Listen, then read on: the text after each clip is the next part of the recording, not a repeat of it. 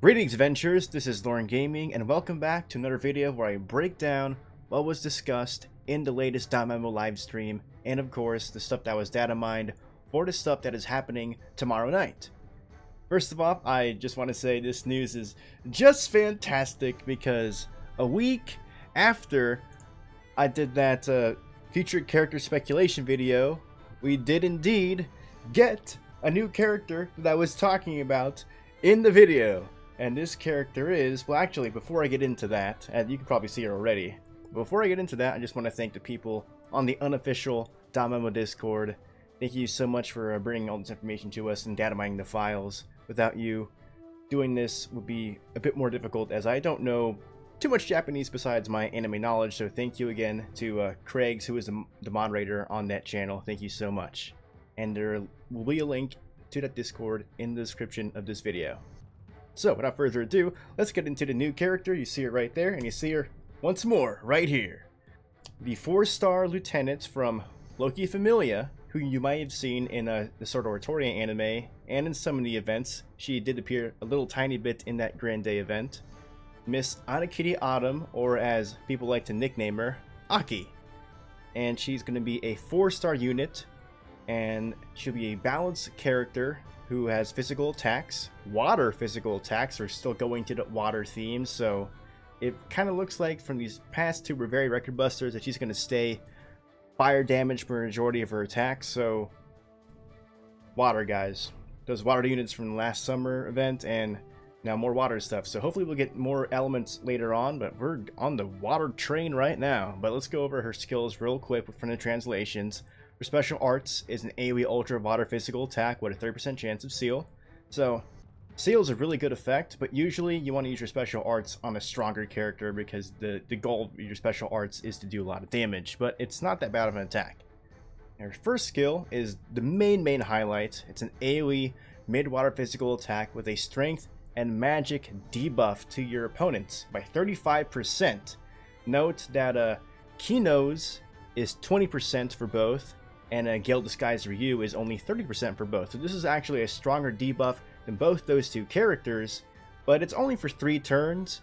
However, if you are making a water team with like the new Amid that increases your water attack and decreases water resistance to your opponents, this Aki right here is the perfect fit for your water team if you have the units for it. And one other thing to mention is that unlike Ryu, this is not a fast attack, so it does not have a priority like, say, in war games where Ryu usually gets her debuffs out before your opponent can attack you. This is going to probably going to happen like towards the end of the turn or after the faster units, and then her attack will go. But still, that 35% is substantial, and it works very well. Like, even though I say it's only 3 turns rather than the 4 that Ryu and Kino both do, if you have the Summer Fun Lily and use her main AoE attack, that will increase the debuff timer of your debuffs by +1. So if you have Lily, like I said before, the water characters are going to synergize really well, so hopefully we see more of that with new elements soon. And her second skill is a AoE high water physical attack with a temporary strength boost. Pretty straightforward, solid AoE attack.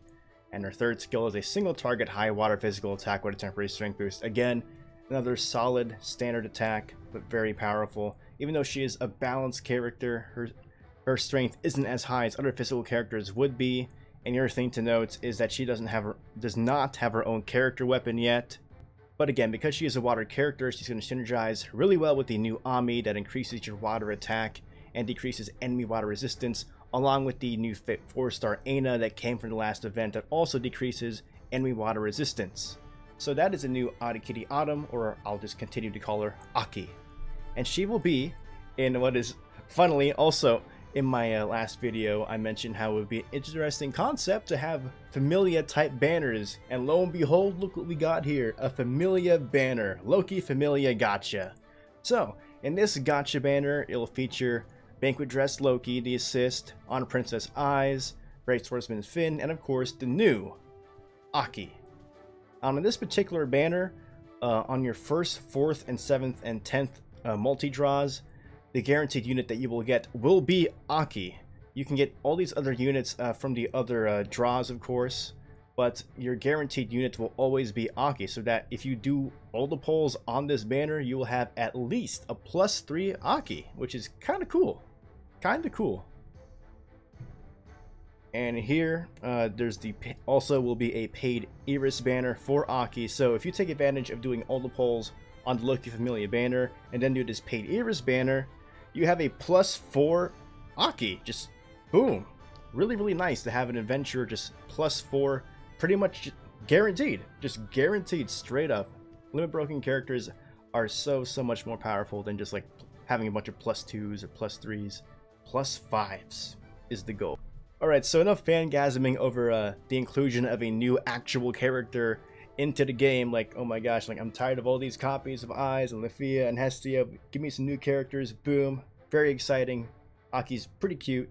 But we're going to go into the event that's going to be coming up. It's a short tale. And this is going to be the Anya and Chloe Detectives 2 event, where you can grind for a 3-star Adventurer Gold Bond. Now I know too many of you are not too excited about getting a 3-star bond. It's like, so what, a 3-star is not that great, but it's still worthwhile to get because you never know when they're going to release a new 3-star adventurer that is actually kind of good and you might want to use right away. One good example is Roll, who is actually a pretty decent 3-star adventurer if you don't have too many defensive type characters. Now he's pretty much the only one I can think of right away that's pretty useful, but I rest my case. But in the Japanese version of the game, they did have an event titled the Anya and Chloe Detectives, and this is called 2? So I'm wondering if this is actually a different story that involves Aki in some way. Either way, we never got the event, so I'm excited to hear it either way, because I do enjoy the characters and the dynamic between Anya and Chloe, and hopefully Aki is just pasted into there somewhere. I need to see Aki interacting with the other cat girls. That'd be very fun to see. But in addition to the short tail events, we're also getting banners for both Anya and Chloe characters. Anya is going to be featured on the Clumsy Anya and Chloe Detective Gacha banner. In this banner, you'll have the 4-star Adventurer Anya and the 4-star Assist Clumsy Detective Anya, who is very, very useful. This banner is actually pretty good as it is for the worth of the characters, because Anya, the Adventurer, is a pretty good single target attacker physical-wise. So if you're lacking one of those, it's not too bad of a banner to pull on, along with the assist that works perfectly with the adventure, by the way, because the assist decreases enemy physical resistance. And the thing with this banner is your first multi-draw from this banner will only cost 200 Iris, but that first draw isn't guaranteed like previous banners. It's the 2nd, 4th, 7th, and 10th that are going to be the guaranteed ones. You'll always get Anya the assist if you happen to pull an assist. It's the only assist you can get from this banner. But on the non-guaranteed rolls, you do have a chance to get a 4-star adventurer that is not the Feline Lancer Anya, so be careful for that in case that might sway you to not roll on this. And then also Chloe, of course, has her own banner called the Sly Anya and Chloe Detective Gacha. It works the same way with the 2nd, 4th, 7th, and 10th drop, with the first drop being 200 Iris only. But this banner is kind of, if they don't buff her adventurer form, this is, I can't really advise you to pull on this one, because her adventurer form isn't that great. Her moves aren't that great. It's very niche. She does poison damage, and it really only has a use in Rampage, in like beginner cases, because the poison does percentage damage, and a lot of the monsters in Rampage have a lot of health. But if you have a decent limit broken team, you don't even need to take advantage of the poison.